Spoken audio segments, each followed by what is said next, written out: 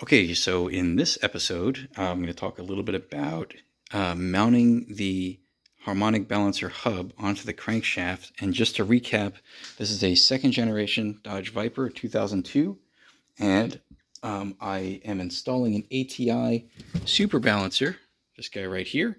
And this comes with a hub that mounts onto the balancer, and the hub is what goes onto the crankshaft snout. So if we go in here, see, I have the installation tool in place. This is the plate that pushes it in, and that right there is the balancer hub.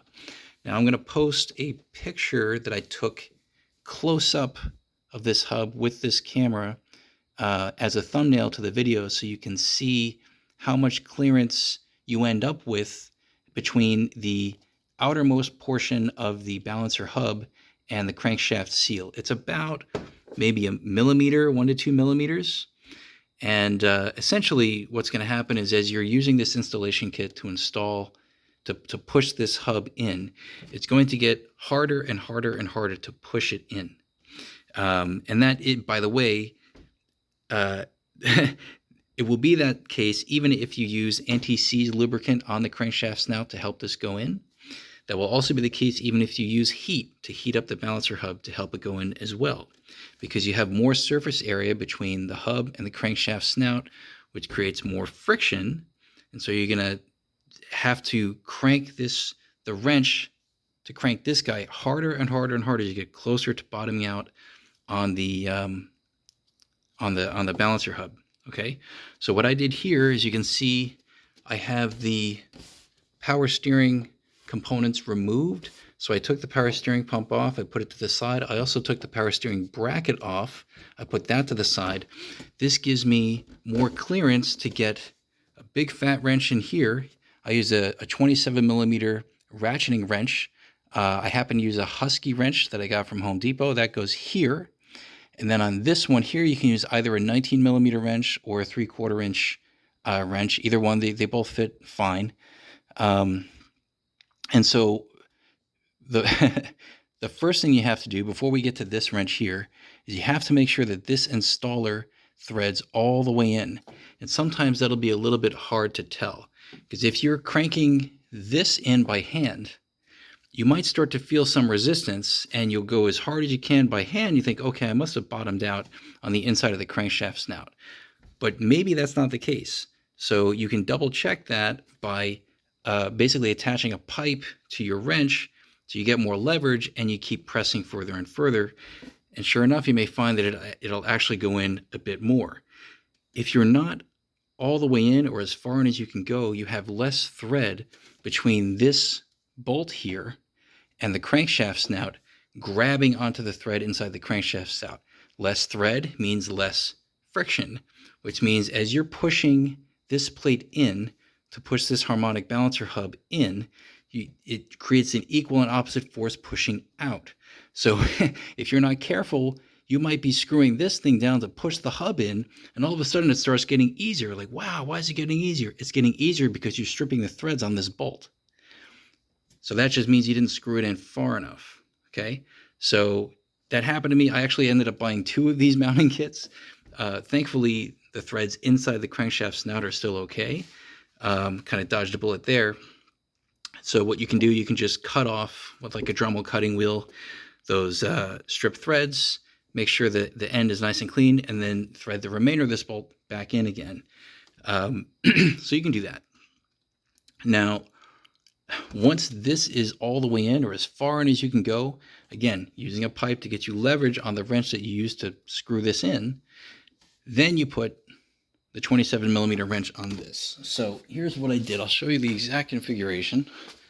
So I got this guy right here. It's going to go this way. All right. So this wrench is going to go right in here, and I'm trying to get it lined up. Hold on, there we go. So that's going to go in there. Now, if you're trying to press down like this, because remember, you're hunched over under the hood, okay? You're bending your back, you're tiptoeing, you're trying to get leverage on this thing to press it down. Eventually, you're going to bruise your palm. I did that to my right hand, because my right arm's stronger than my left, and I bruised my palm, and I also strained my shoulder because I wasn't really thinking straight. So what you do with this particular wrench, again, this is the Husky 27 millimeter wrench you can get from Home Depot. You need a pipe that's at least 2.25 inches in diameter to wrap around this. And then you can come in from that side and push this way on it. So I happen to have a 2.5 inch pipe. This is just an exhaust pipe. It doesn't have to be a plumbing pipe. It's just a pipe. So then you come in this way. You mount this on here, like so. And again, you'll also have another wrench on that other nut there. I just didn't put it on just to help illustrate the point here. And then you're going to use your left arm and push forward on this. And then you lift this up a bit, ratchet the wrench back 1 or 2 clicks, however far it goes. Then you go forward again. You keep doing that back and forth. You're going to have to do it from this side, pushing that way to get as much force as you can applied to that wrench to crank that bolt to push that hub in.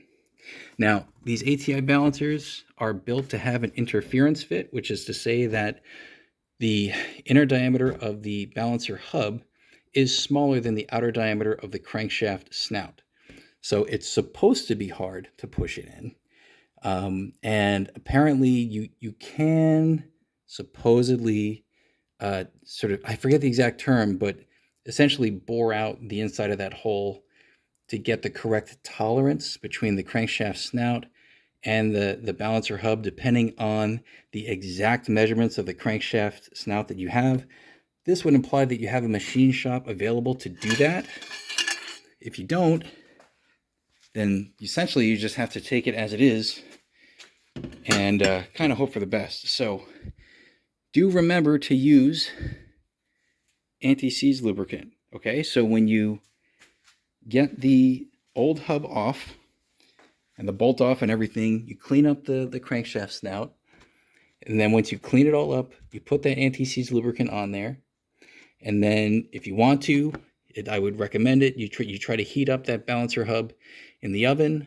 Your wife might not be happy about that, but unless you have a separate oven or some other way, like a campfire, I don't know, some way of heating this thing up.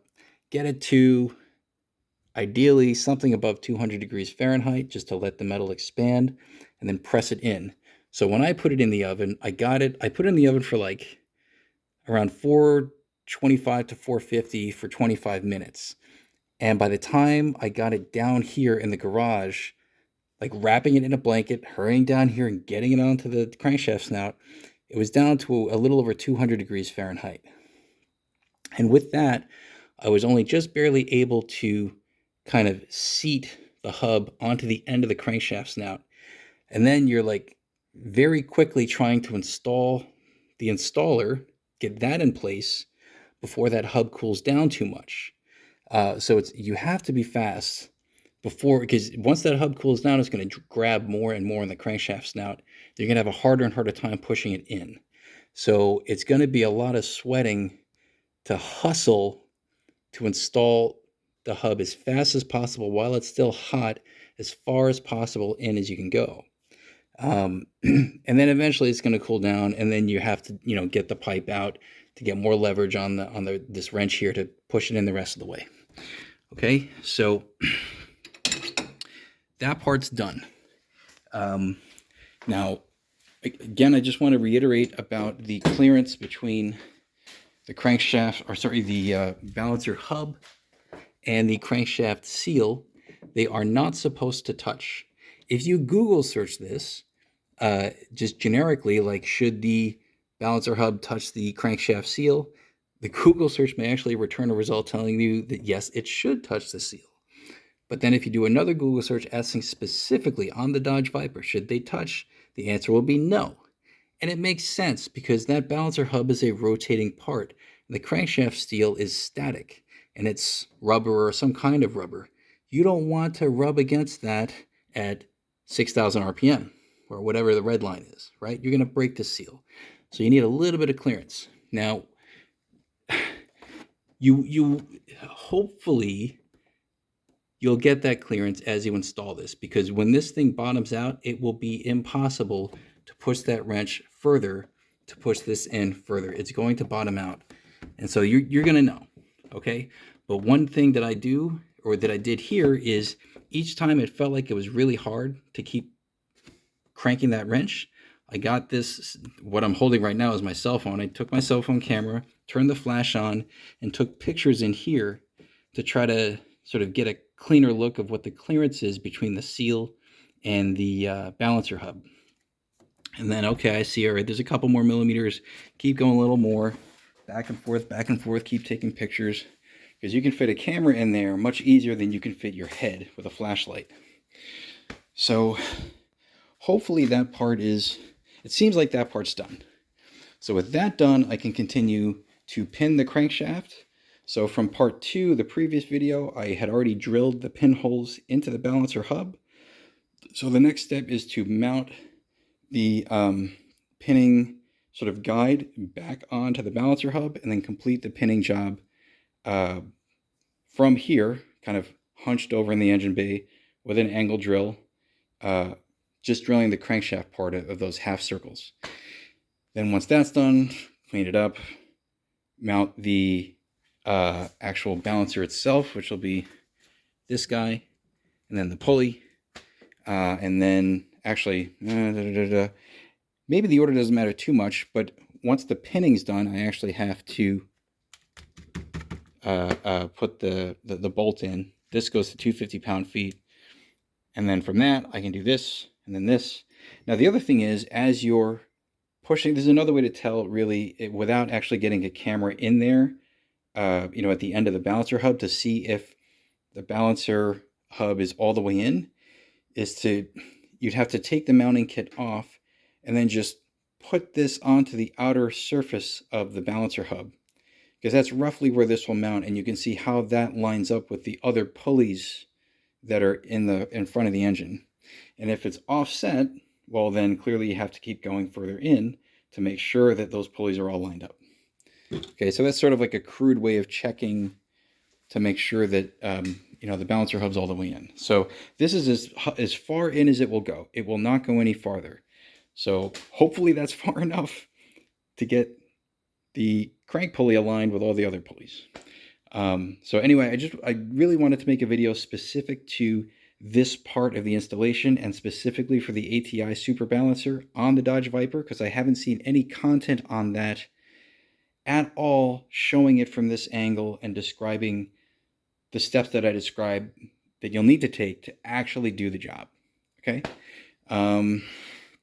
One thing that I kind of regret that I wish I didn't have to do is, and you can't see it here because this plate is on, but when I had the hub heated up and seated onto the crankshaft snout, it was actually seated at an angle, and it was kind of stuck. So I had to get a hammer and hammer the end of the hub to try to straighten it out and get it a little bit onto the crankshaft snout. That did do some damage to the hub. I'm not too worried about that in terms of overall balancing, because the balancer part is this guy right here. Okay, so it's just a little bit of, let's call it hammer damage. I guess part of the cost of doing business here. But anyway, that's the end of this video. I hope it's informative. Thanks for watching.